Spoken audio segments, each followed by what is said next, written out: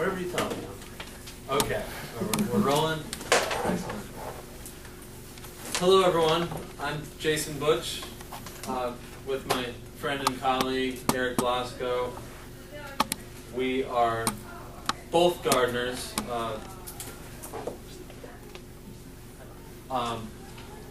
We're both gardeners in the Philadelphia area. I specialize in gardening in an ornamental capacity, mostly with native plants. So I have an ecological niche working with native. But by native, I mean to say plants that are indigenous to the southeastern Pennsylvania region, as well as New Jersey. Plants that co-evolved with this region and that are indigenous, of course. We're going to take you through a slideshow and a presentation and hopefully introduce you to some new ideas about gardening with native plants as well as edibles. And Eric is, specializes in edibles and so forth. I won't speak for him, but as far as just me and what I do, I'm very grateful, very blessed to be doing something that I love. I love being outside, I love working, I love building relationships with my clients and learning, constantly learning about this. I did not go to school for horticulture, however, I'm very passionate about it. I won't go too into my history, but worked some jobs that I didn't find too fulfilling, and happened to be living in a beautiful area of West Philly where there are gardens everywhere. So I was surrounded by beautiful, lush scenery all the time for several years that I first lived in Philadelphia. I'm originally from Connecticut, by the way. And New England's same a lot of the same plants that are also indigenous to this area. But being surrounded by so much beauty, so many great gardens, and such a rich gardening culture, I had that in the back of my mind, and finally a few years ago I decided I was just going to dive right into it and really start trying to become a gardener. And after one trip to a local plant nursery, I don't know if anybody's familiar with Red Bud Native Plant Nursery down in Middletown. After one trip there, and with a burgeoning interest in ecology as well, it dawned on me that I could synthesize these interests in ecology and ornamental gardening and really try to build a focus of using native plants, and that's what I've been doing. And hope you enjoy the presentation. Thank you all very much for coming out. And I'll turn it over to Eric. All right, thanks, Jay. My name is Eric Blasco. I have a gardening business called Herb Food and Garden. It's an edible landscaping business, so I try to incorporate edible plants. So where Jason is really concerned with wildlife, pollinators, butterflies, hummingbirds, I'm concerned with humans also interacting with their environment, humans getting reward and interaction with eating foods and having edible things they can grow in their yards. So I'm also from New England. I grew up on a small family farm, and I got away from from farm life, I guess, as many farm kids do. They go move to the city. And what got me back into growing food was actually community gardening in Philadelphia, and a lot of the local food movement there really inspired me to continue my green thumb that I had learned as a kid and start a gardening business. So this is actually some work me and Jason did together. You should be able to just click on it. This is a fig tree. This is sort of an example of our combined work.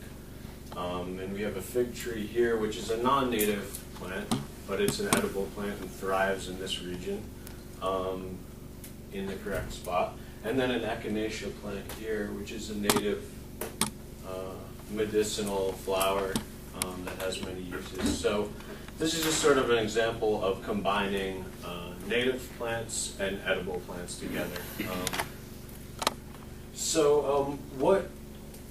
What helps us design gardens and figure out how to give ourselves a framework for gardens is an idea called permaculture, which is basically, it's many things, but it is a way of ecological design. It's a way of modeling our gardens and our design after things we see in nature. So throughout the talk, you'll probably hear us talking about overstory or canopy plants or taller plants, understory plants, and ground covers. And that sort of mirrors how a forest works. You have your taller trees, your canopy trees, your shrubs, and then your ground cover layer. It's kind of a simplified thing, but we like to design in nature's image because we think it makes it easier and lower maintenance for our clients or for whoever we're working with. So, because weeds are opportunistic. So if we design and the way nature would, then there's less opportunity for weeds to invade your garden. If you have a nice ground cover that's fully established, shrubs and perhaps taller trees, then there's a lot less opportunity for weeds to come in. So we're not just mulching and having a couple random plants here and there. We're actually thinking about the different layers of your garden. So that what sort of inspires us is permaculture and that design of using ecology and natural design to influence how we think about garden design. So permaculture is a large philosophy. It was started in the 70s. I won't go into much detail, but the three main principles of it are earth care and people care and fair share. And those sort of three principles are interacting philosophies. So when we're designing gardens, we're thinking about earth care a lot, which is caring for wildlife and the ecology and in turn our own health and our own allergies or our children or the wildlife around us. So earth care and people care are very interactive. You know, if we have polluted water, we're going to have polluted ecosystems in our bodies, you know. And fair share too, which is, we're a little less concerned with this, but we do want people to get benefits out of their environment. We want you to get flowers, food, interaction, knowledge, and experience. So we use these principles and see them interacting together in how we design our gardens. To further help you think about where you should have things in your yard, or even if you just have a balcony, I think, do most folks have a yard here, or? Yeah. Yeah, I mean, when we're close to the city, some people don't have too much space, but so one great design technique through permaculture uses zones, and zones are basically areas that you most frequent around your house. So if you think of zone 0 as your house here, zone 0 is you, but zone 0 is your house. The areas that you probably pass by daily would be zone 1, places that you need to tend a lot. So, so when we're thinking about where to place plants, if you want cutting greens for your salad, or if you want a pollinator garden that you want to see every day, we want to put these things in zone 1 where you're gonna be able to interact with them. And the zones go all the way out to natural unmanaged areas, but in terms of practicality, most people aren't really dealing with anything other than occasionally visited areas. That might be the trees at the far end of your property, where sort of the field of your yard meets the forest. This is one helpful way we're able to place plants correctly so that they can be of most use to you. The other thing we're talking about is sectors, which is this is kind of a crazy looking graphic, but they're the forces that are acting on your property. So if there's sun is perhaps like the most obvious example. If you're planting a vegetable garden, you don't want to do it in the deep shade on the west side of a house or north side of a house. So could anyone think of another sector, another natural force that would factor into where to put a garden? Water. Yes. Someone say? I said water. Water, exactly, yeah, water. And where water pools, where water's available as well. Where you might have a rain barrel or a hose, or how far that hose can stretch to. Those are all where your gutters are leaking and there's water pooling. Jason will talk a little bit more about some practical examples of that later on. But so we have zones and then we have sectors, and we're starting to sort of narrow down water, sun, wind, pollution could be a sector. If you live next to a major highway, you may want a pollution blocking hedge or something like that, or a noise sector. Anywho, so those techniques, when put together, we can sort of start to narrow down where are good placements for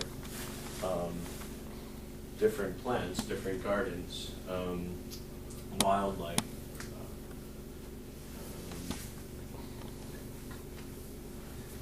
So those are some techniques that we use with keeping the idea of designing with nature, with the models of nature. We use zones and sectors as basic design techniques to think about how to design a property. So now Jason is going to talk about some sort of nuts and bolts native plants that you can use when you're dealing in these different zones and sectors that affect your home. So the wind is a huge factor in considering how to design a space. Of course, even if it's a relatively small space. I work in the city where sometimes we have very strong wind tunnels, and that's something to consider. This is entering into an area that I like to call auxiliary home care, and by that I mean ways to use plants in the landscape that are not only going to be good for the landscape in and of itself, but also for the actual home. And this is an example. A windbreak is a great way to lower your heating bill in the winter, and also lower your bill in the summer for the amount of air conditioning you might need to use. That pretty much sums it up right there. Not to mean native plants are the only solution to this. Of course, edible plants as well. Fruit trees, figs, apples, you name it. Or an orchard can be a great windbreak at the same time. And these are all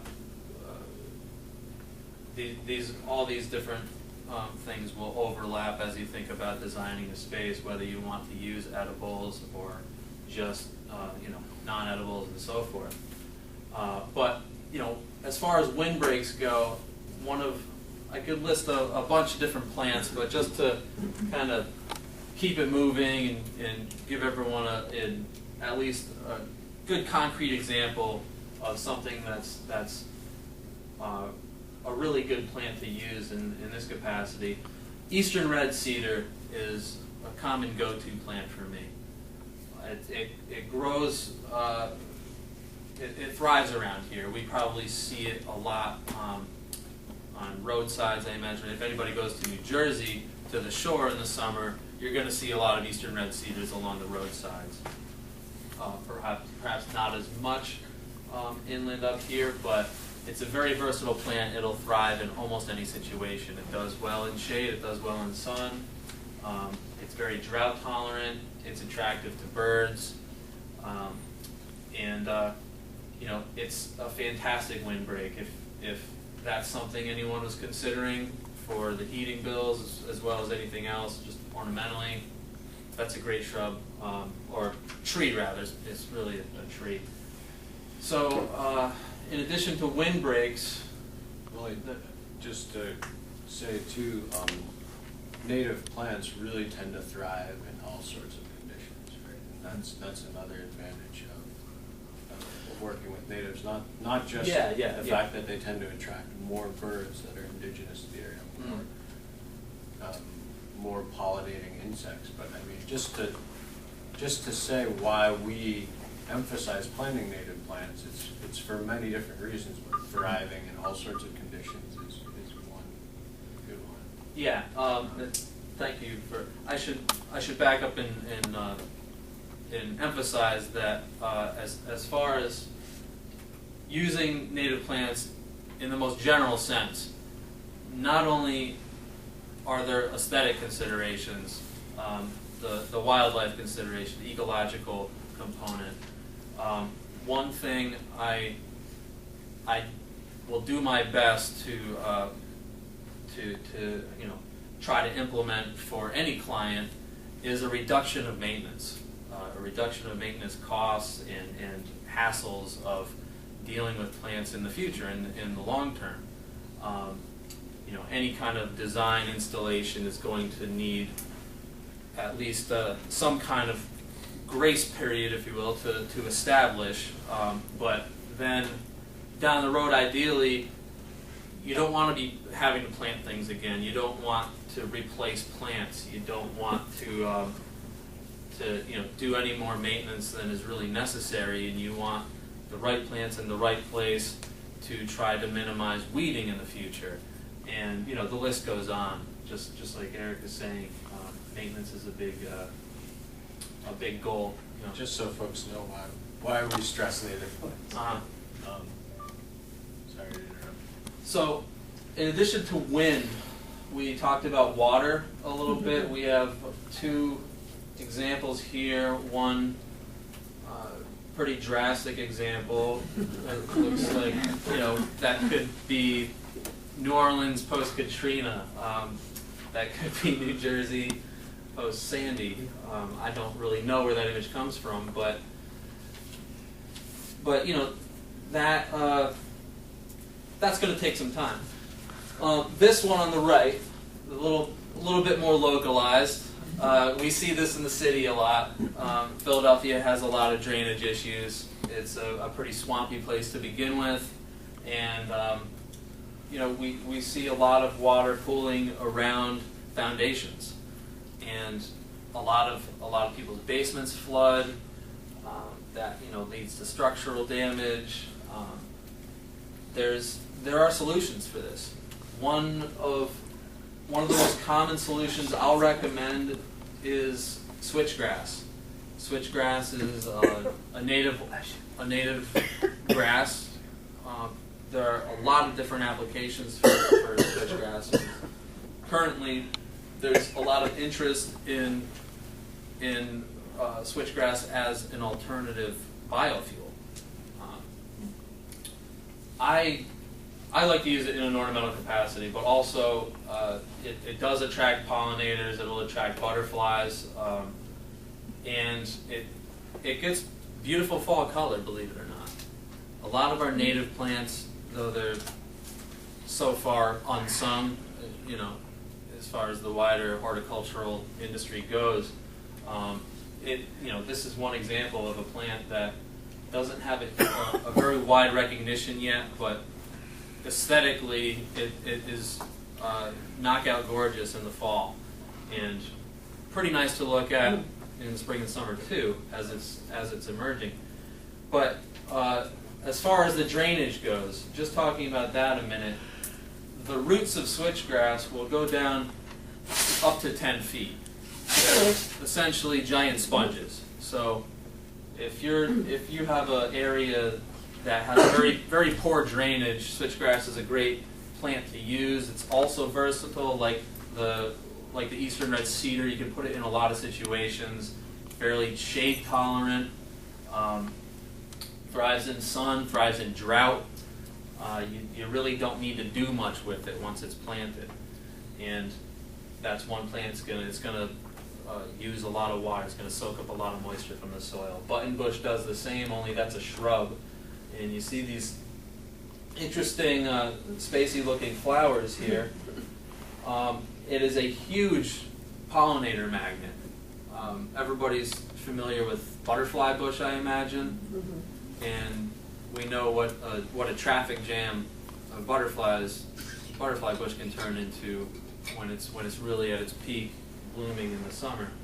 Buttonbush is the same way, only it's a nice native alternative to the butterfly bush. It's not going to self-seed in the wild, and it's not a threat to biodiversity. It's in fact fortifying our biodiversity. What about switchgrass and roots with your foundation? Is it some trees and plants will grow into the foundation? Sure. Yeah. It's not a threat like a giant tree would be. A hardwood species is going to. It's just going to have a lot more strength to really grow straight into the foundation over time, depending on the species. Whereas, the switchgrass, it's more interested in where it can uptake nutrients, and once I think those roots find the wall there, it's going to look somewhere else, and it's going to keep on, spreading underground and trying to make use of all that moisture. And it's not spreading like bamboo. It's not sending shoots out. It will self-seed, but not as aggressively as others. But there's a lot of I don't know about a lot, but there's some debate about miscanthus, which is a similar type of grass. You may have seen it. There are ornamental grasses with roughly the same habit, same volume, and some people will say, well, they're not an ecological threat yet. And then there's others who say, well, yeah, they are. We can start seeing them growing along roadsides. And there's a gestation period to when we can really, to when an invasive plant will actually establish and escape cultivation. Sometimes the gestation period will be, 30 years or more. So that it's not something we can necessarily have the answer to right away. Yes? 2 quick questions. What are the fall colors of the switchgrass, and how tall does bush grow? The buttonbush will grow roughly 12 feet tall, maybe 10 to 12 feet. Responds very well to pruning, so it's also easy to keep it in control too. You didn't ask this, but the buttonbush gets a kind of reddish color in the fall. The switchgrass, it gets a variety of colors in the fall. Mostly kind of like the orange, kind of brownish, reddish spectrum. And there are a few cultivars out there that are especially bred for just that. One in particular called Shenandoah that gets red fall color. There's another one called North Winds that got some kind of a award for perennial of the year just within the past couple of years, and it gets, I think, more like a yellowish fall color. So it's a variety. It's impressive. So we talked about the drainage issue, water. We talked about wind. We talked about erosion, and erosion is connected to both of those things. A couple examples again. These are some plants that will help erosion control. And again, this is just scratching the surface. I wouldn't want to be here rambling all night about all these different plants that are out there that are great options. But just to name a couple, we got a grass and a shrub. Both of them are beautiful ornamental plants, and both of them are natives that are gonna make a positive impact on the ecosystem. The pink muley grass happens to be not an endangered but an extirpated plant here in Pennsylvania. meaning it's extirpated from the wild. It's not found to be growing in the wild anymore, even though it is commercially available and it's gaining some traction as a gardening plant. And that's what it looks like in the fall. Just a nice big fluffy pink cloud. It's a very impressive plant. Fragrant sumac, not terribly widely known, but again, it's a gorgeous plant. Forms a dense thicket. That's also what it looks like in the fall. It's reddish orange color. There are varieties. There's a variety called Grow Low that is really pretty close to the ground, up to 2 feet. This one looks more like the wild species. So after erosion control, there are plenty of other uses of native plants. And we talked about those are the 3 examples I wanted to bring up as far as ways to use native plants in that very first zone. We go back to the zone map Eric was showing us. These are all zone 1 uses.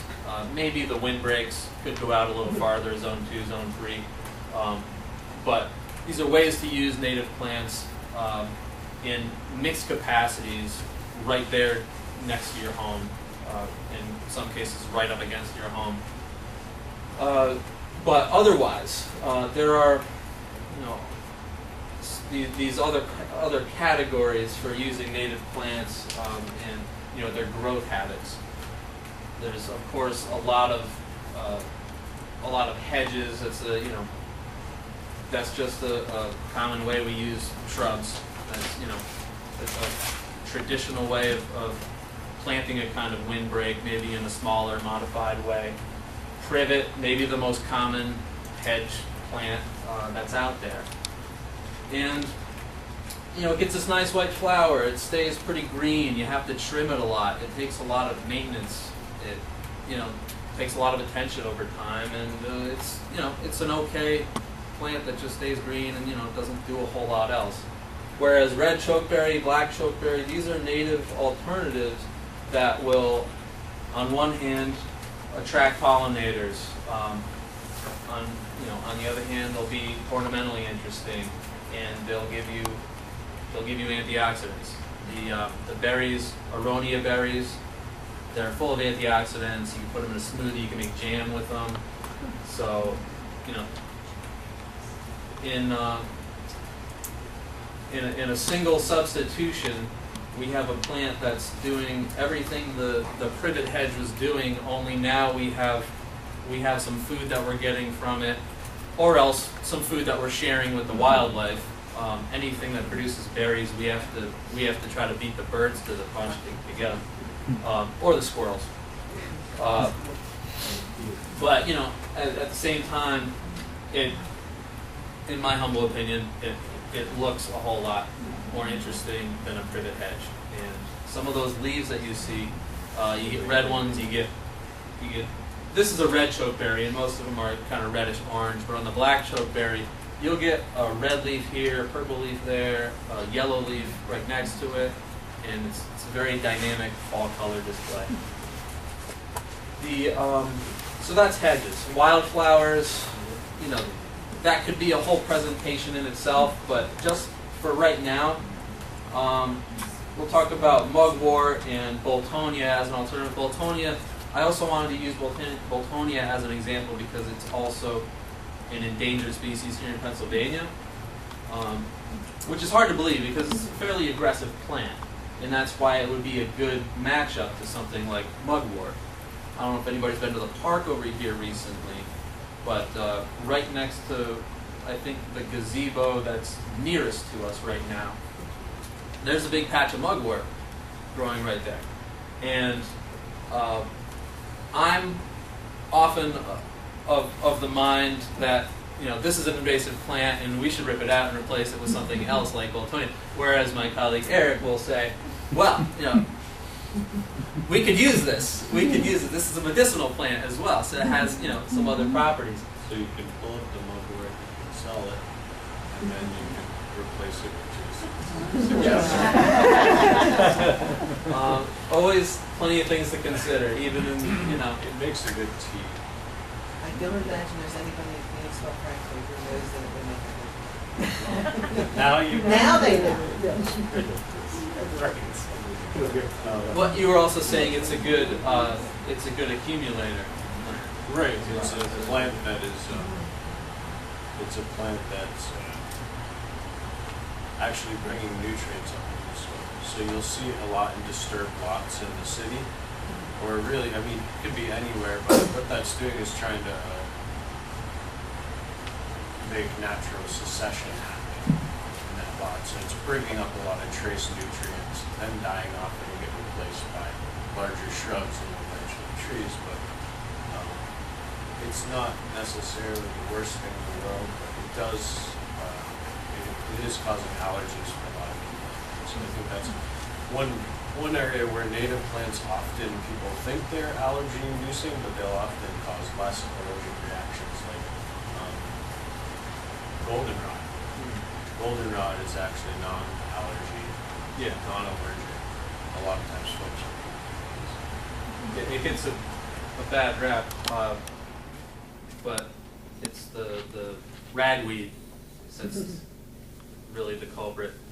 But you know, as such, the mugwort, you know, it's a bioaccumulator anywhere it's going to be growing. If, say, for instance, somebody wanted to put a few fruit trees in their yard, or you know, a berry patch, some edibles, then you know the mugwort, you know, is going to have a very rich soil biology in that area, and then it just becomes a matter of controlling the mugwort. Yes? I was going to ask you about controlling it. Is it really hard to control? Yeah, it can be. It has a rhizomatous root system, meaning it spreads underground. Like if you were to dig up those roots, they look like spaghetti. And if you try to do that in very dry weather, the roots get very brittle. And then if you break up the roots will stay right there in the soil and they'll sprout again. And Boltonia, that's another thing. Boltonia is very, is very similar with the root system is very similar in that way. So side by side, they would be very competitive with each other, and I'd be interested to see who would win. But but there are ways to control it too, and we can talk a little bit more about that. Sheet mulching is one strategy.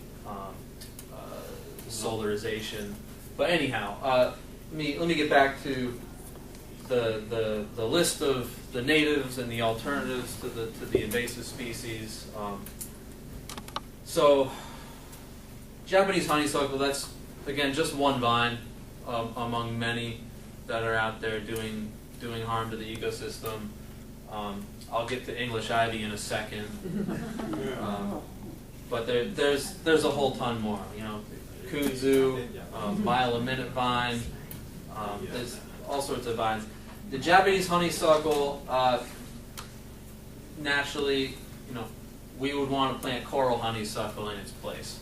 The coral honeysuckle not only is going to attract hummingbirds, but it's also going to flower for a very long time.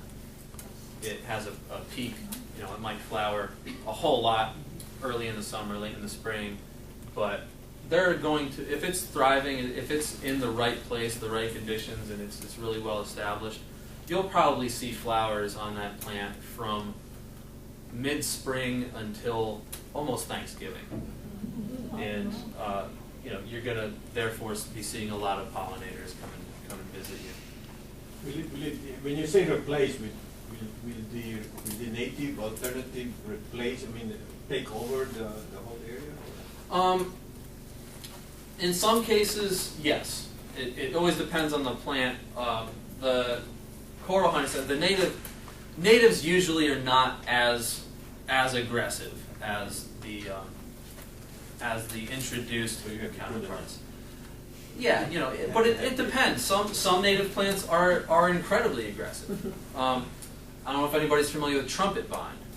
trumpet vine, the flowers look kind of similar to coral honeysuckle, but wider tubular flowers. It's also going to attract hummingbirds. That's also going to give you those ecological benefits.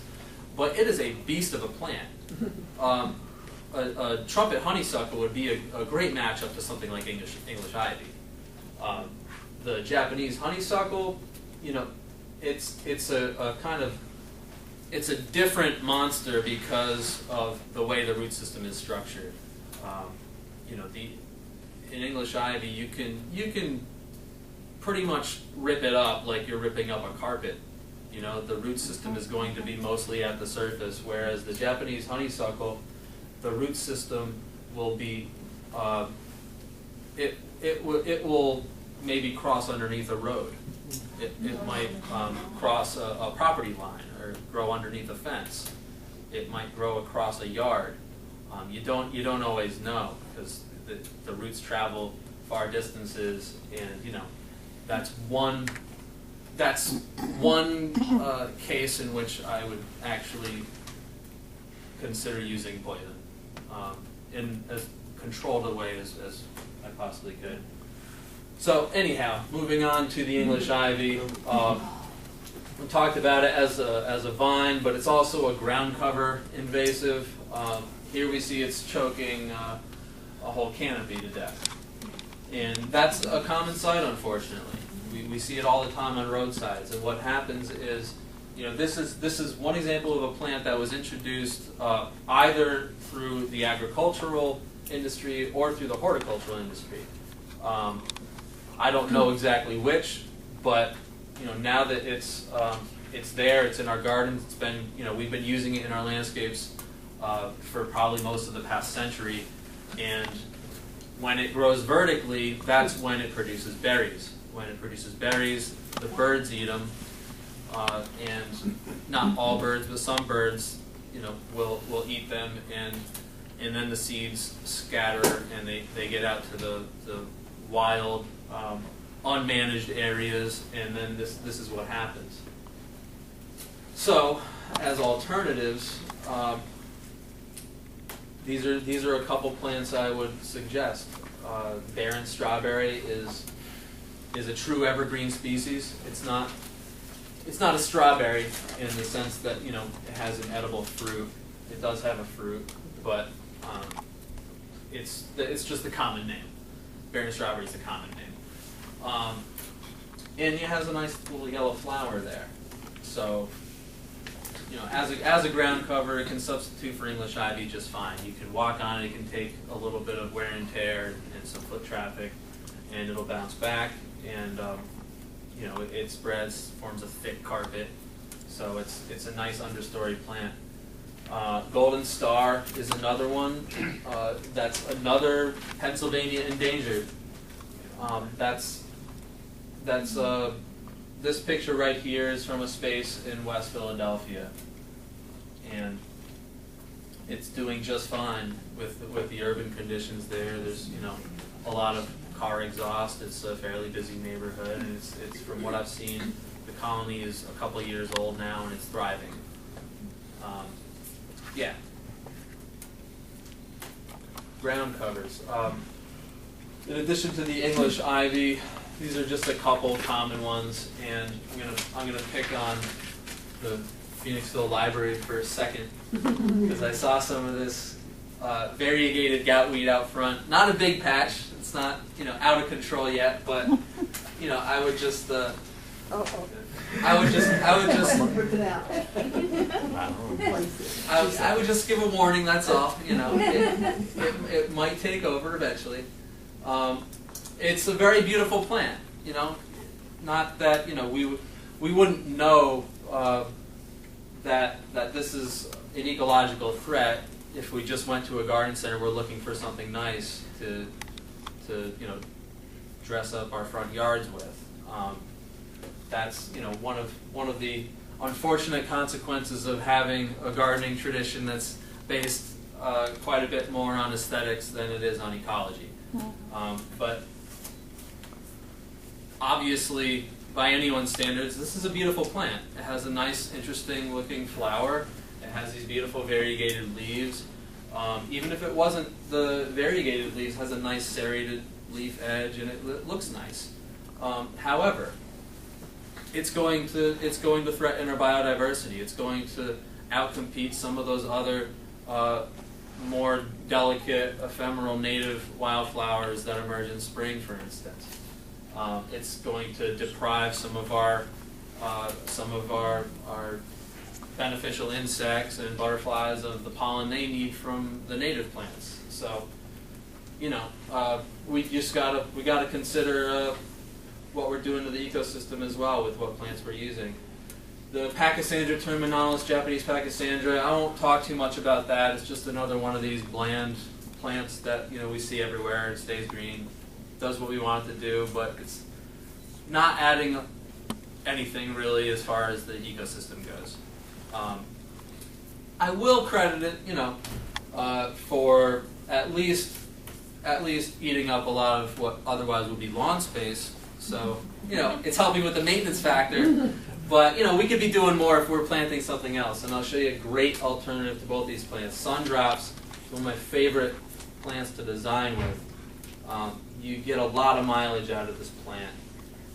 It is also called narrowleaf evening primrose. It is a true evergreen species. I wish I brought a sample, but I brought a sample of some other things. So, anyhow, it's going to attract butterflies for you. It's going to stay evergreen. Leaves out right at the base after it's done flowering. It forms a nice thick carpet, just like the the barren strawberry or the golden starwood. But in this case, it's also evergreen, and it also gets some interesting fall color. You get some red leaves in there, yellow leaves, in with the dark green. So now, just to kind of run down the list of everything I've been talking about, we have all these reasons to be trying to use native plants.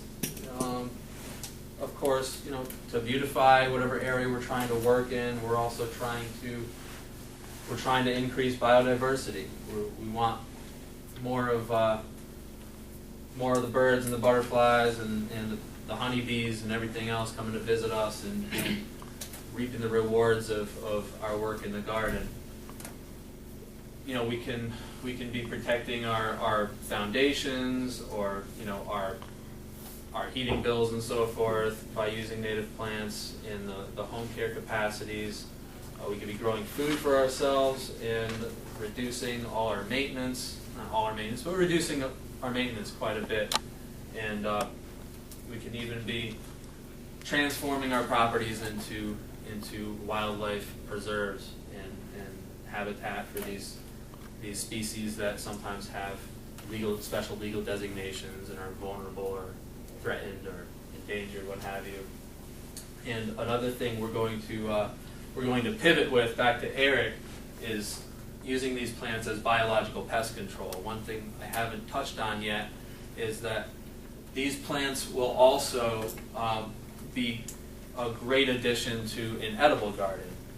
Has anyone come across the phrase companion planting? So, yes, you probably know what that means. It's using the non-edibles in conjunction with the edibles, so that you're attracting all those insects that might otherwise be eating your veggies to other stuff. And the bugs like the aphids here that are on this butterfly milkweed. Aphids are a common pest in edible gardens, and this is one way you can control them. Well, two ways really.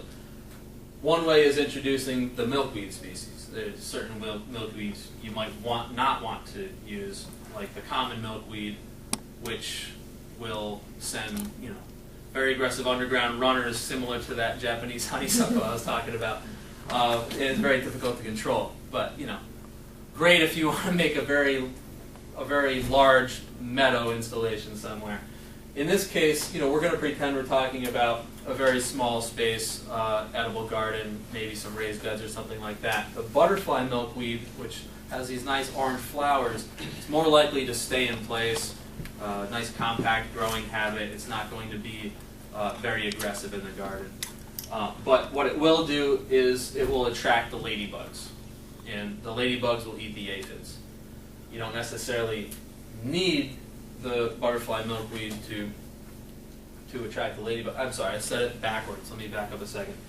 The milkweed is going to attract the aphids. The aphids are going to attract the ladybugs. So another thing to do is just to simply introduce the ladybugs. You can even order them online. You can buy some ladybugs and release them into the yard, and they're going to eat your aphids in a hurry. But this is just one example of how companion planting works. And we introduce native species alongside the edibles we're trying to grow, and those species act as a decoy, essentially. We have a lot of different things that we're offering for all the insects to choose from. We give them a smorgasbord and all these options, and then we're likely to see less damage on the crops that we're trying to eat ourselves. So I'm going to hand it back over to Eric to take it from there. And I know some of you, it seemed like you had some questions about like controlling different species and so forth, and we're happy to continue answering questions at the end. Yeah, I mean, this idea of a trap crop or a companion plant to attract pests away from your garden is great, because it means you don't have to spray poisons on your garden. You don't have to, plant a bunch of things and then have them decimated. So, in designing sort of after nature, we try and introduce a lot of biodiversity, as Jason was saying. And as it turns out, we found that having native hedges or native flower beds, or even native flowers mixed in with gardens, actually helps a lot with your vegetables. Another great example, we should have a picture of this, but we don't, is the aster family plants. And I know Jason uses asters all the time. Show you aster. Anywho, I believe sunflowers are also in the aster family, but asters host a lot of parasitic wasps, because they have all these tiny flowers that attract tiny wasps. And they're not stinging wasps, they're wasps that will actually parasitize a lot of garden pests. So once you start increasing biodiversity in your yard, it's just sort of like a shot in the arm for, you really notice in a couple of years the intensity of bees, native bees, honeybees, butterflies, all these things buzzing around. And if you locate those gardens next to your vegetable gardens, it doubles that. Oh yeah, let me show you guys. So when I'm building edible gardens, let me go to the next one. We like to do also planting biological pest control is one way we can help make gardening easier in an organic fashion. But one of the most basic things I really try to stress with folks to make your life easier in the long run is building your soil, is working on building your soil. And one of the simplest ways to do this is to introduce a lot of compost and organic matter. Organic matter is a common term in gardening. It really just means leaves, brush, wood chips, sort of carbon-based things that are going to break down, and they make that nice, fluffy, rich soil that you'd see in a forest almost. So we're sort of modeling after how leaves break down in a forest, and you get that black earth. But the ways we can accelerate this for vegetable gardening are, here is a trench compost. You basically dig a pit in your lawn, you throw in your kitchen scraps, and then you might put leaves or straw and then topsoil back over it. And you can start planting in this. I mean, you'd want to have more topsoil on it. It's still too rough to plant. but you could start planting on it in the first year, and over the years, the rougher material that's further buried is going to break down and create nicer and nicer soil. So that's one quicker method. Another method is called hugelkulture. It's it's actually burying logs. These are sort of larger example beds, but you go to the next slide. We get a mini hugelkulture I built, which is basically burying logs under your topsoil. And that helps absorb water. It's going to cut down on the watering you have to do to that bed, because your plants will actually develop roots that go down to those logs. They act as sponges and soak up a lot of water. Over time, the logs are going to break down and turn into the rich forest peat almost. The other added benefit of having logs and brush and woody materials is they develop mycelia, which is basically the roots of mushrooms. They're like these white sort of networks. If you ever go out into a forest, lift up a log or some leaves, and you'll see these mycelia. They're under everything. And what their function in the forest is to make a web throughout the forest to bring nutrients to plants. So again, we're modeling after that in your garden, and you will have, the mycelia will actually help your garden vegetables. They'll create these white fibrous networks that will bring water to your plants and nutrients if they need them. So they help even out the nutrients available in the soil. So here, this is garlic that was planted last fall. That was this spring. So there it is, liking it a lot. Never watered. Low maintenance. The rocks around here also help hold in moisture too. So if you have rocks laying around, they can actually serve functions in your garden. Yeah, and they will absorb and hold heat and buffer against extreme waivers in heat. Sheet mulching, Jason mentioned earlier as a method, quickly mentioned as a method of weed control, of invasive plant control. It's also conveniently a really quick way to build garden beds if you have a lawn. You throw down cardboard. I recommend non-bleached brown cardboard if you can get plastic off of it, as in plastic tape and stuff off of it, that's good. You throw down that cardboard or newspaper, then you could use ground leaves or bags of leaves. People put them on the side of the road in the fall. You can just spread those out over the cardboard, then topsoil or garden compost or whatever. In this method, you do have to bring in soil, but it's a very, we like it because it's a very low intensity on your back method of building garden beds, and it also could be double as controlling or taking back places invaded by invasive weeds. So the cardboard will break down over time, but it'll still let the soil drain.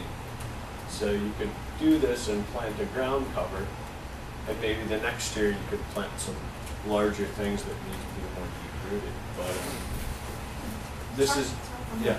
How is that? Yeah, I mean, it doesn't really give you a sense of that, but I mean, I think you'd want, depending on what you're planning to grow your first year, I think you'd want several inches of soil, of garden soil or compost, above whatever organic matter.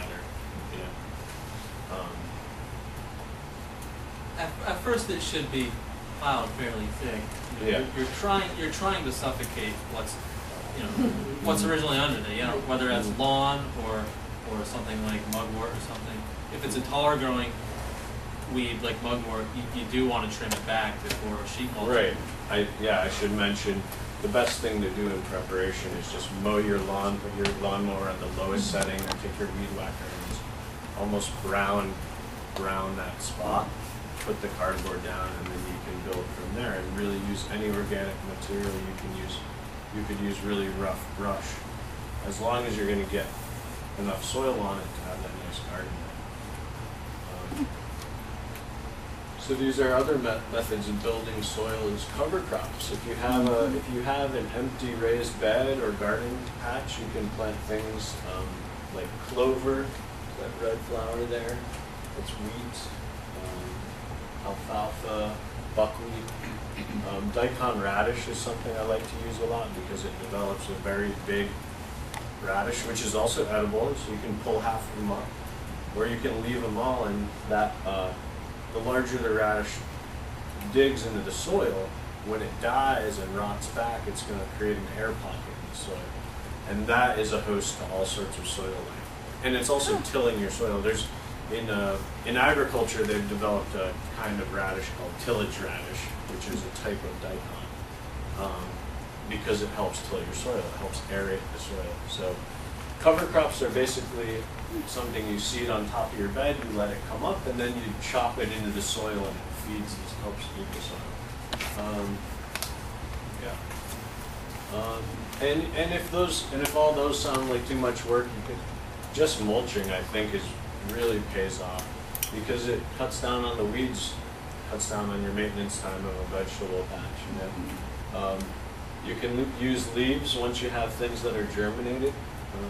If you're not using ground up leaves, sometimes it's hard for seed to germinate, but once you have large cabbages or large tomato plants, you can use leaves around.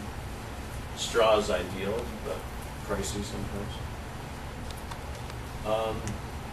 And another way of building soil while also reducing maintenance on your garden is a way of gardening called polycultures, which is, everyone familiar or heard of monocultures? You see pictures of the Midwest or right around here, big rows of corn, combines going down, soil being depleted. That's a really big problem. But on a small scale, we can garden in a much different way, growing complementary types of vegetables in the same bag. So this right here is the Three Sisters. Has anyone ever heard of that? Corn, beans, and squash. Yeah. And so the corn. That's the Three Sisters is a great example of a polyculture that has been passed down since Native Americans were gardening here, and what that symbol gives us is this great model of how to garden. It's basically a code of how they practice gardening in a very efficient and ecological way. And it turns out, as scientists look further and further into those methods, the beans fix nitrogen. They're a legume, so they put nitrogen back into the soil, which corn needs, because corn needs a heavy, rich soil. And the corn exudes a sugar that legumes like. And then the squash is mulching the ground, running underneath if you time the planting. So there's actually these intense symbioses going on here that people probably were gardening for thousands, if not tens of thousands of years, and figured out how to do it like this. So that's actually enriching the soil, keeping the soil covered so it's not depleted or eroded, and giving this rich home to a lot of insect life, which is generally good. There's a lot of bad garden pests, but only 3% of garden bugs are bad. Most of them are beneficial, the vast majority. So we do want to encourage life in the garden. So yeah, you can move on. So those are all sort of methods of building your soil. This is just another example of how polycultures can help work at different rooting depths. You have different plants that are bringing up water, the water table. So if you have lettuces that are shallow rooted and you have deeper rooted things next to them, they can complement each other. So that's a whole presentation in itself, but the gist is to grow companion plants in the same space to help. So we just have some simple examples. Here is tomato with marigolds. The marigolds are a beneficial companion plant against pests. Tomato with beans, and basil is great to grow with your tomatoes because it's a strong scented herb, and many strong scented herbs do really help repel problematic garden pests. So having herbs, if you don't want to get complicated, just having some herbs spread throughout your garden beds is always good. It's generally anything with those essential oils. Here's a picture. I have lettuce growing under kale here and dill coming up, all in the same small garden bed. You can thin out your lettuce and the kale will start to get larger. So if you think about the timing of things, you can get a lot even if you have a large space. If you're picking your lettuces in the late spring, as your kale's coming up, you actually are tripling what you get out of a small garden bed. So this is a companion planting web, which is just sort of a rough idea of what things you can plant together, because you don't really want to plant, you want to plant different families of plants together, and certain things like, for instance, brassicas, which is your kale, your cabbage, all those things, and nightshades, which are your tomatoes and your peppers, they don't do so well together because they both need a lot of nutrients out of the soil. So it's not great to plant certain things next to each other. So you can Google that, I think, if you get really fascinated to see if you want to. I encourage people to experiment with companion planting because there really hasn't been a lot of experimentation on it. We know the Three Sisters, and we know a lot of things like marigolds and calendula and nasturtiums are good to have in your garden. But beyond that, there's a lot of other beneficial webs to be discovered out there. And so to bring it to the next level, sort of as we were talking about ground cover and shrubs and canopy, I also work with a lot of fruits and berries and nuts to a certain extent. And to grow perennial edibles, I encourage the same sort of low maintenance approach and organic approach. And growing fruit trees with the same polyculture approach actually can help cut down on a lot of diseases, pests, fungal problems, all those things. I mean, first and foremost, you want to put it in a good spot. You don't want those fruit trees in really heavy clayey soil in a very humid spot. That's going to encourage fungal problems and disease problems. But aside from siting it in a good spot, you can use certain plants to help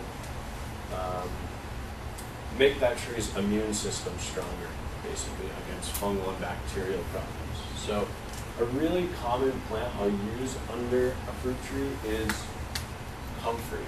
I believe it's pictured there. It's a pretty, I guess it's a nondescript plant, but it has really nice bell-shaped flowers. It's not a native, unfortunately, but it develops a very large taproot that brings up almost every nutrient plants that fruit need. So it's very good to plant under your fruit trees if you're not going to plant anything else. It's also, the leaves can be chopped back several times a year, and you can spread it on your vegetable garden beds. It makes a really good mulch. You can put it on tomatoes, and the next day you'll see they'll start to just thrive. So yeah, when I work with perennial edibles, I tend to try and plant companion plants that help, such as things that accumulate nutrients and legumes, such as peas or beans. You could plant those under your tree.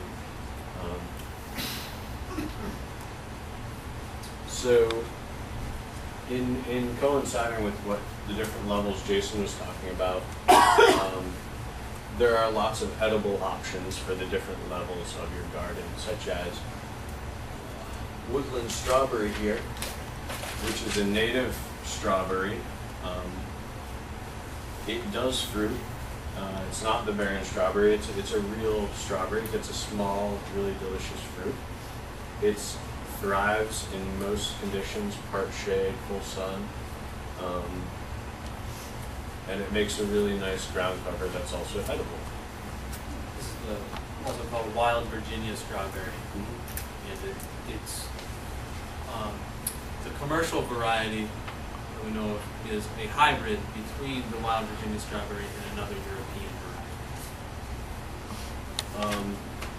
Then there's the root level. You can grow, these are sunchokes, Jerusalem artichokes they're also called. They're starting to be sold at a lot of grocery stores for a fair amount of money. They're a native tuber, kind of a native perennial potato almost, that once they take off, they take off. So you don't want to use these, you want to use these in an area that you can control. So, you know, at the edge of a field or garden, but they're very delicious and thrive in halfway decent soil.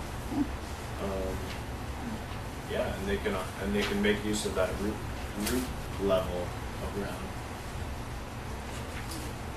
Hazelnuts. It's another native nut species that deserves a comeback. Really delicious. This is Nanking cherry, I believe. It's not a native cherry, but thrives and has very few disease problems. It gets to be about a six foot bush that's very productive. Starting to become available at nurseries around here. So, sort of where our worlds come together, and when we work together, we try to incorporate native plants that are also edible, so that humans and wildlife can interact with them. So, you folks recognize these things here? Fiddleheads, yeah. Ramps. Yes, ramps. Yeah, those. Concord grapes. Those are actually serviceberry or a Juneberry. Has anyone seen those? Sometimes it's used as a landscaping tree in cities and stuff, but they're a native berry that thrives better than blueberries, I would say. I'd say they're easier to grow than blueberries, and they're very delicious if you can beat the birds to them again. Serviceberry or Juneberry, and they have a seed that has kind of an almond flavor in it too, so they're interesting culinarily. And then that's a hickory nut. You know, if you have a larger property, or if you have a farm, I think hickory stands could be really nice. There's not really anyone doing that commercially. They're delicious. That's, bring it back to Jason and we'll take some questions shortly. So the very first slide we showed you was of the same workspace you're seeing now, just from a different angle. You saw a small patch of echinacea, purple cone flower next to a fig. That was from one side, and behind that was a fence, a fenced-in area. And this is the inside of that fenced-in area. We have a big patch of asparagus here, and these are all squash, is that right? Yeah. Some squash, some corn on the right side. Somewhat of a Three Sisters. Yeah. Some tomatoes and beans on the back end there. That is the north side. This side is south. And I'm that guy over there in the green shirt. That's east. And just to give you an idea of how this is kind of a work in progress, that fence right over here, as of last week, this is an ambler, by the way, an ambler. As of just a couple days ago, that fence now has some hardy kiwis and blackberry. Blackberry, hardy kiwis, and in the meantime, it has peas growing up while those plants established. So, using all your space. So every square inch of space and every moment of the calendar, all at the same time. So we have trying to, make use of the whole space and time continuum. And meanwhile, what you don't see here are some companion planting beds along the sides over here that are now full of native perennials, native wildflowers, over there, some over here, and where all those words are, just to the north of the beans, are a couple espalier fences, and we have some very young fruit trees that eventually will be set in a very a very finely placed ornamental way to look very attractive for a long time, hopefully. The espalier thing was an idea that Eric and I both wanted to get into, and it was a practical way.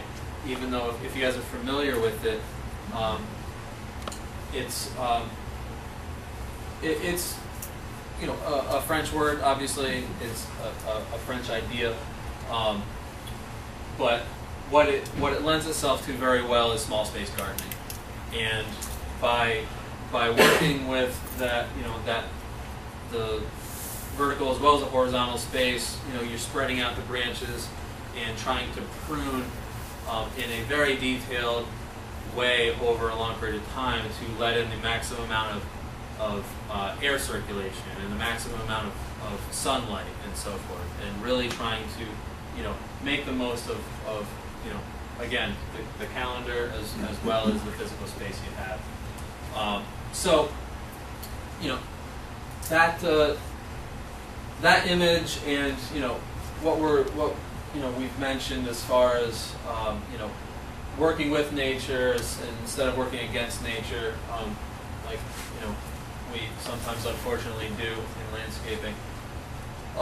We're trying to build healthy soil. We're trying to build health for ourselves.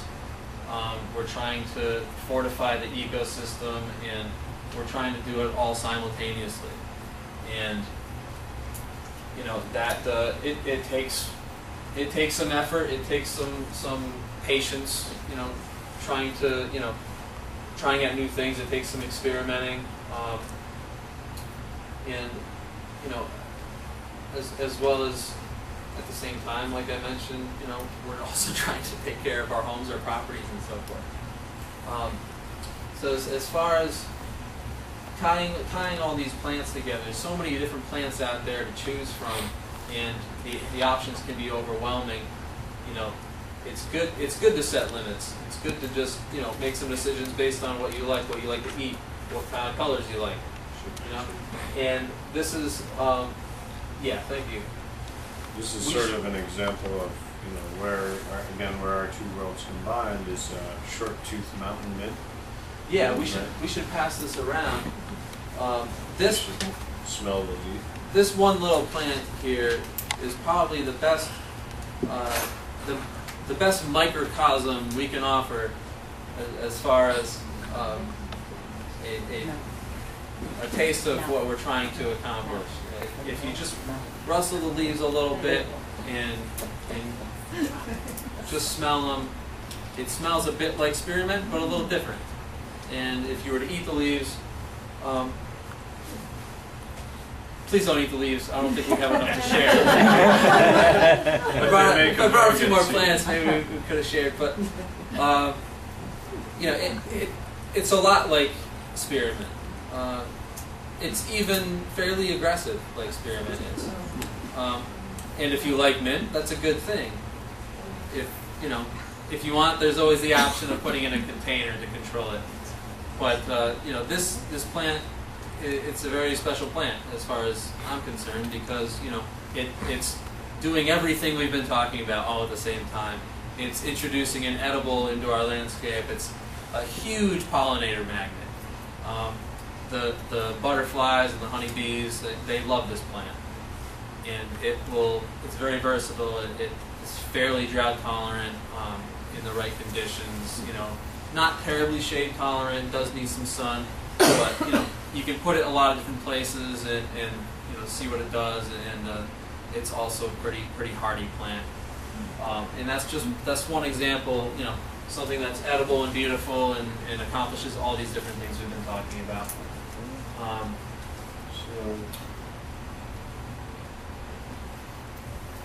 Yeah, you want I to? don't have the last picture,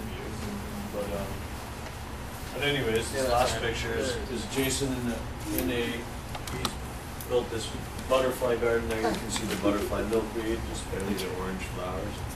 And then there's vegetable beds terraced next to it. So we designed the two spaces and to incorporate a pollinator garden next to a vegetable garden. So that sort of sums up how we like to design. And we will have cards up here and plans to check out and can take whatever questions folks have. Oh, thank you. I don't have a question, but I just want to put this out to the group. I love this plant too, this mountain mint, and I have it. If anybody wants a little bit of it, not good. I mean, I just have it everywhere. I love it. I've never seen anything with the native bees.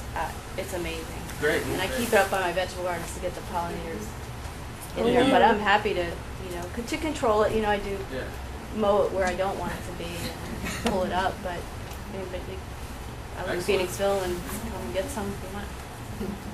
Excellent. Do you eat it? I never knew.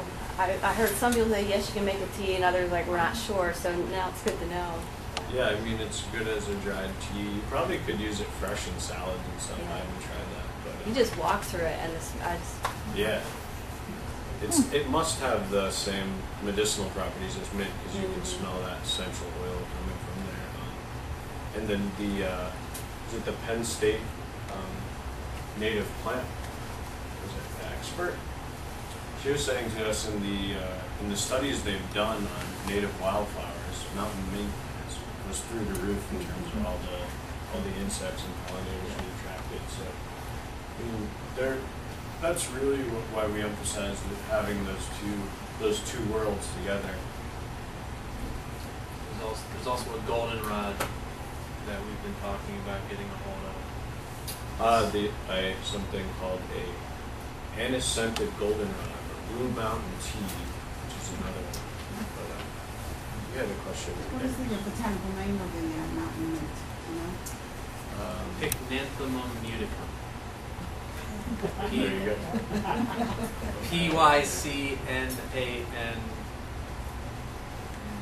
Pycnanthemum. I can write it down. I can remember. Okay. I can't remember English, but I can remember. You get the first few letters right, Have Google two will drinks fill in and the say rest. it over again. Yeah. And there are a couple varieties. There's several more native varieties. You mentioned a flower that you like to work with. I believe it was your favorite one, Sun drops. Yes. Yeah. You refer to it as a true evergreen. It's a flower, so what does that mean? Because evergreens don't lose needles. Do they lose are they deciduous in that sense? What am I missing? By a true evergreen, I mean that it is reliably going to stay green throughout the entire year. Sometimes plants will, if you pull a plant profile up online, and sometimes it says evergreen, but you're looking at a description of a plant from, the University of Georgia or something. Everything is evergreen practically. But around here, in this hardiness zone, the plants that are going to stay green all winter, as opposed to plants that might be described as semi-evergreen, which, there are a lot of plants that will fit that description. I don't know how technical a description that is. A plant like our native Pachysandra, for instance, Pachysandra procumbens, which looks similar to the Japanese Pachysandra, but has like mottled anyway.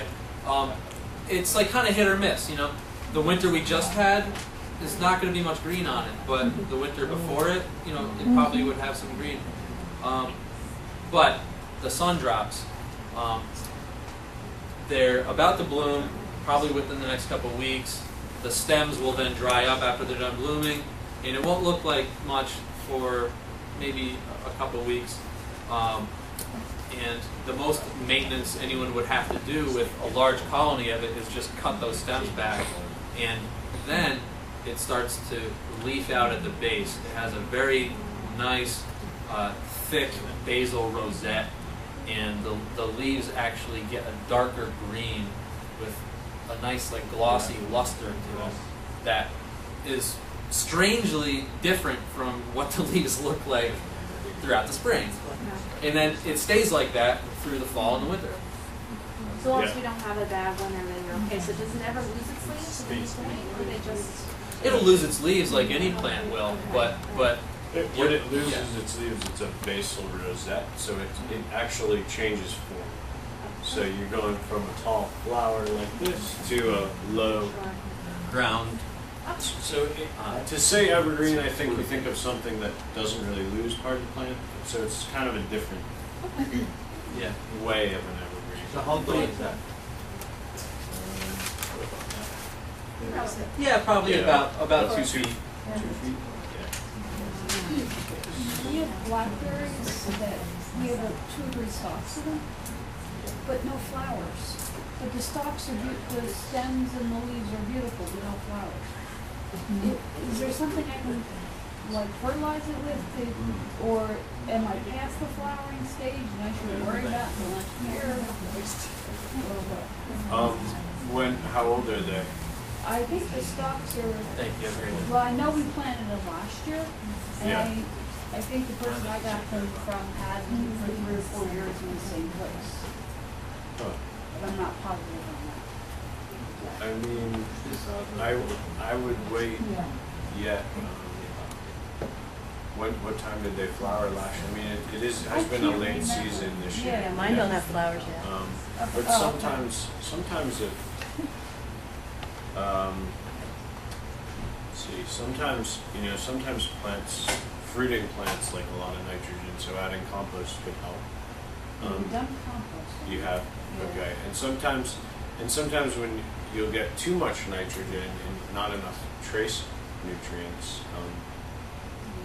so something like comfrey might really help in this situation.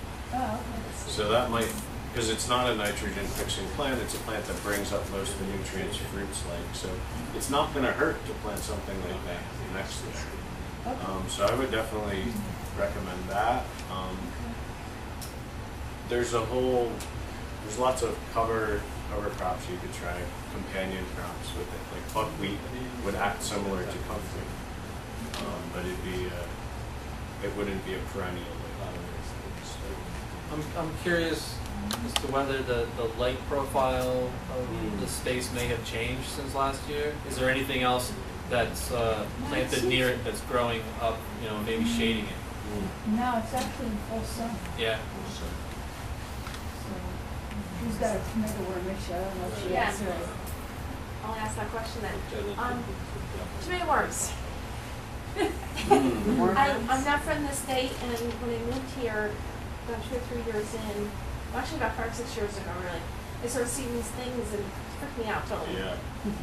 What can I do? Everybody I've asked says there's nothing I can really do about this. I don't want to kill them. I want something else to kill them. I don't want to kill them. Okay. Yeah. How do the things on out, put them in you know. that I'm not killing them? So what do I do to try to control them? Because they're the worst things. They're the worst pests I got. What do I do? The tomato hornworm? Oh, the hornworms, Yeah. the green ones? Huge. You got a good picture Oh, of we that. have pictures of it. No, but- Having a diversity of plants in your garden is always good. Oh, Having really well-built soil is always good, because a lot of times when you get infestations on anything, it's usually a reflection of soil quality not being great.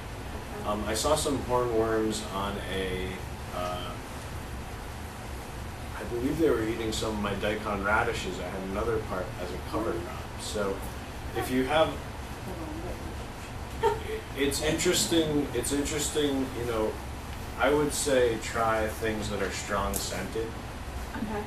Like basil I mentioned before, apparently radish, I don't know, I'm not going to, don't quote me on that, but radish is also another strong scented thing. Maybe it's a distraction crop for the hornworm.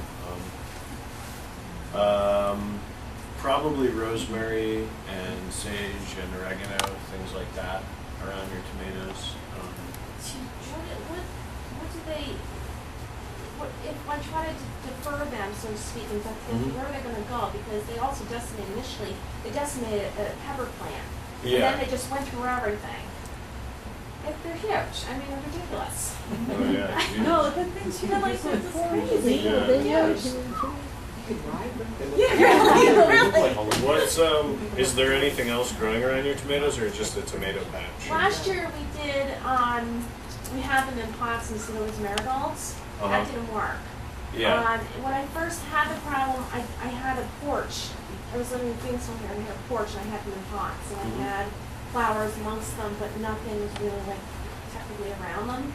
And they just, like I said, I looked out the window one morning, and literally my pepper was gone. It was just all gone, and I didn't know what, I thought it was birds. Yeah. And I'm calling the 4-H saying, what is the problem?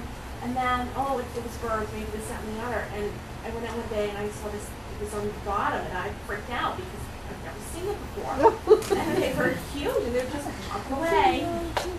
And everybody I talked to can't really give me a solution as to how to fix the problem. There's a I don't wasp kill that them, gets but I don't want to take them to the woods down near the stream. Okay, fine. I'd say I'm not killing them. if you have pots, you're probably just going to have to pick them off by hand, and whenever you have one patch of just one type of plants, it tends, when insects find it, it's like an open buffet for them. So that's why I always encourage experimenting with planting different things together, especially, I'm sorry I can't give you like That's okay, but you're thinking something stronger and scent might work.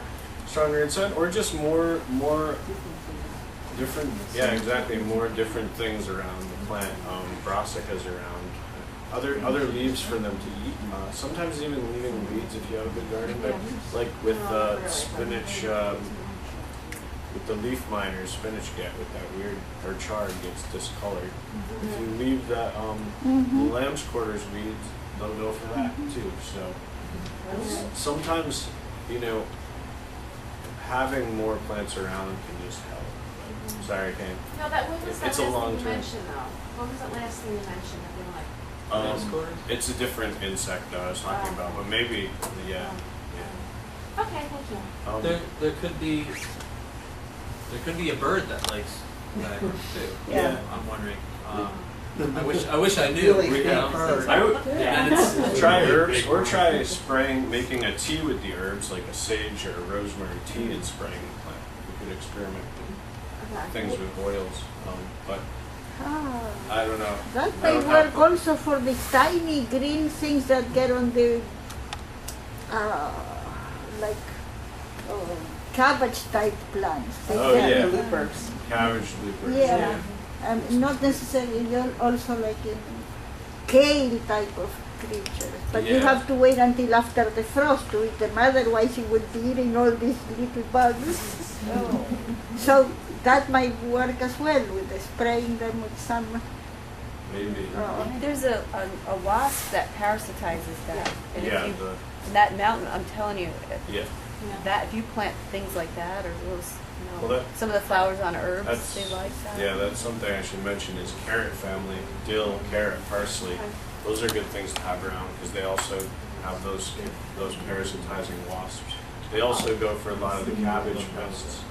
So I will sprinkle dill and Yeah, but the carrots. birds love the parsley.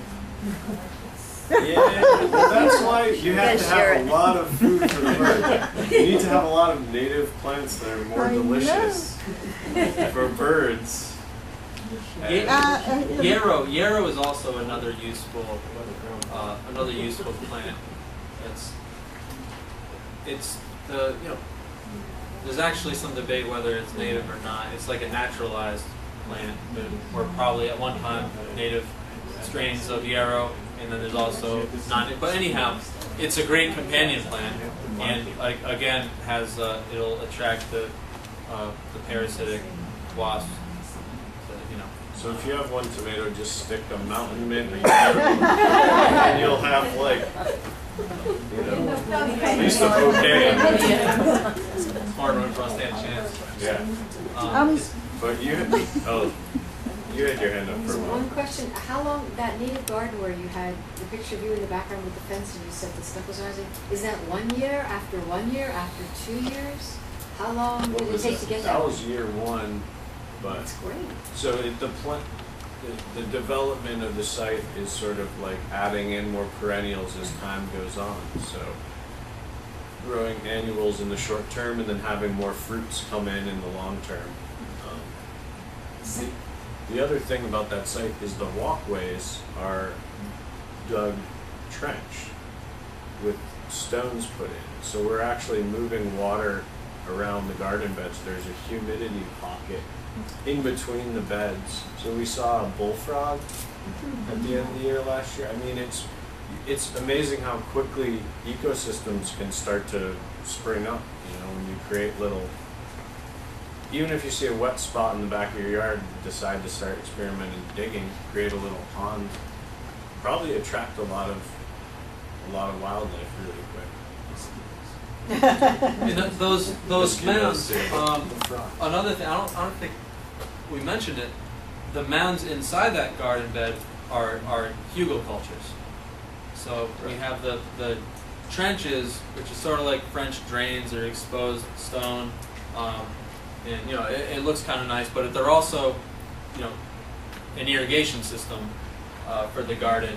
But all the beds are these raised mounds that we really stuffed with a lot of organic material, a lot of logs, a lot of sticks and debris, and just a lot of stuff breaking down. So they're chock full of nutrients. And so we weren't too surprised to see all the growth that was happening right away.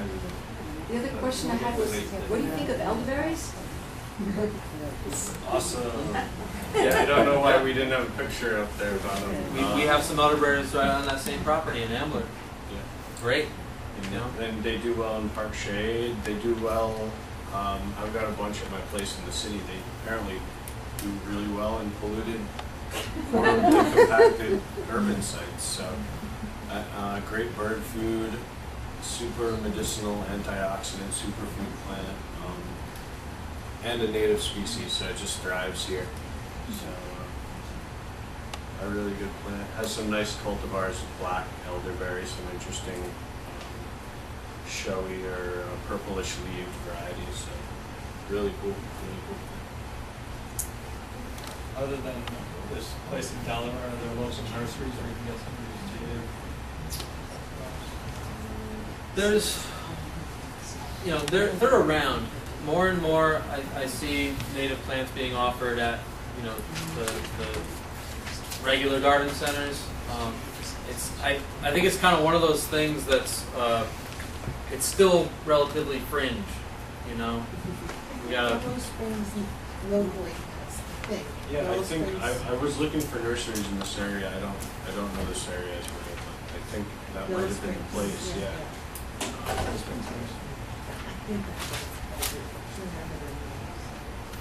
Catherine and Al. They have goats. There's a few Yeah. around this area. Yes. Yeah, in the city, there are a few arboretums that have their seasonal plant sales. Bartram's Garden, Aubrey Arboretum, Morris Arboretum. They're usually good places to find native plants. Mount Tahuba, which Oh. is Yeah, outside Wilmington, Delaware. Oh, good. Yeah, Unfortunately- Redbud Native Plant Nursery. I grow a few native plants. I have, you know, a small inventory, but you know, some of these other places have been great resources to me. Bartram's and Redbud in particular. How far down do you bury those logs? How far down do we bury the logs? And Probably a few feet. like 3 or 4? Oh no, about maybe a foot and a half. Like they're sunken. But you can go down to clay, your clay level. That's top layer.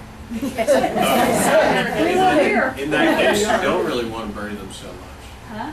You don't want to bury them too much if your clay level is an inch or two down. You want to build up from that because that's just clay. You know, and then you could bring in soil or scrape off topsoil over it. But if your clay level's really that close, It's terrible. yeah, then you want to build up your organic matter in your soil. But once you lose the height of your beds every time, They will go down over time. it's Yeah. great. It goes on your soil.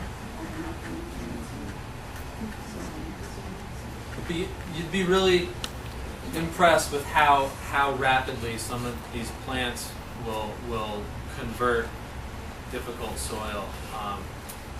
Remember that slide Eric showed of the different root depths and so forth? There are quite a few plants that will thrive in clay. The Boltonia is one of them. And there's a lot, like grasses will do that, so it's, that whole idea of companion planting is a good idea with heavy clay soil. And even just over like maybe a year or two, you would see the difference in how much the root systems are able to convert that soil to more loose, rich loam. Yeah, and things like comfrey and daikon radish and certain native plants with taproots, lupines, those things are going to help bust up the clay. how do you eradicate goutweed? I've read that you can't even spray goutweed or legumes or something like that.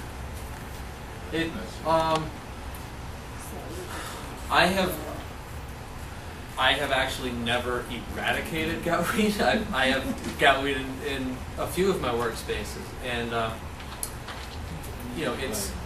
it really is difficult. There's certain factors that really just make it more difficult, like having it, the root system growing into other plants' root systems. It's growing into something like, your hostas that you want to keep, or like woody plants, different shrubs and stuff. Then it becomes really a difficult problem. But if it's before it gets to that point, it does make it a lot easier. If you have a large colony of goutweed that is just sort of all by itself, sheet mulching is a good option. If you are trying to manually remove it, I suggest doing it either in the rain if you're willing to, or just after it rains, so the soil is nice and loose and you can take up big clumps at once. And yeah, it's one of those plants that is really tough, and it takes some persistence. But at the very least, I would suggest preventing it from going to seed. That way, it's only the rhizomes you're battling at that point.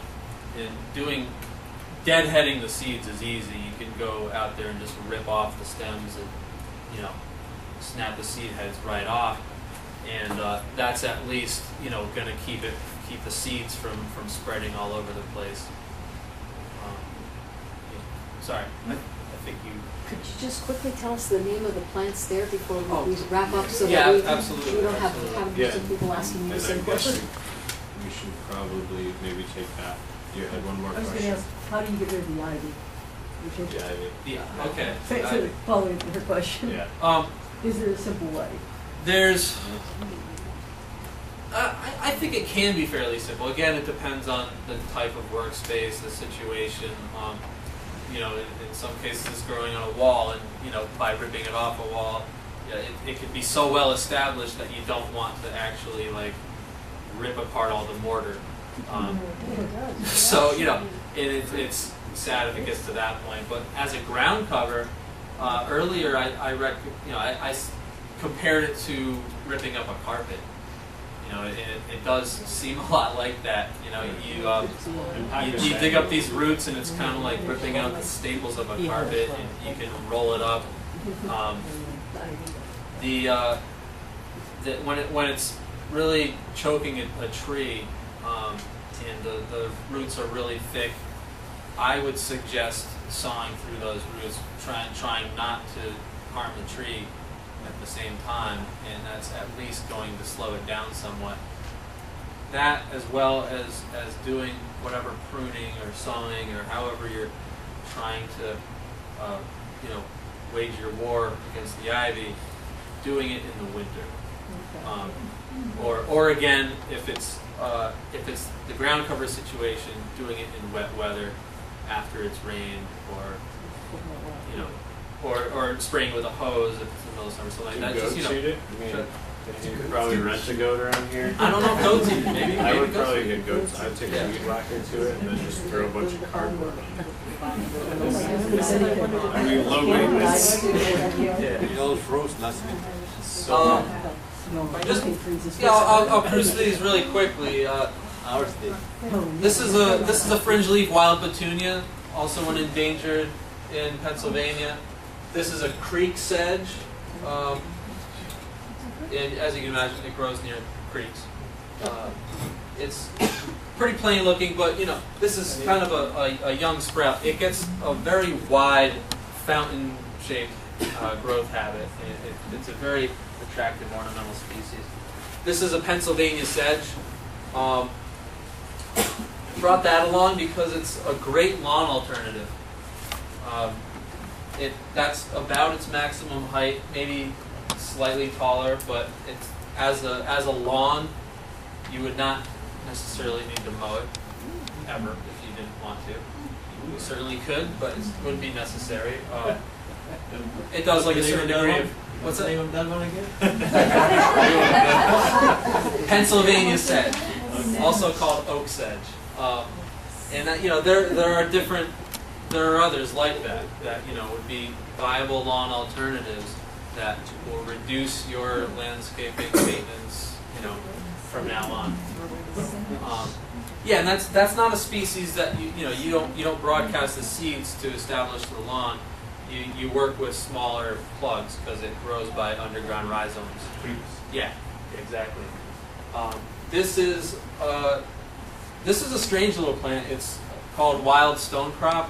It's a native sedum. It's a native succulent, and contrary to most succulents, it likes shade and it likes moisture. And it's very versatile. It gets a nice, pretty white flower. Unfortunately, not much I have right here is flowering at the moment, except for the Ohio spiderwort over here.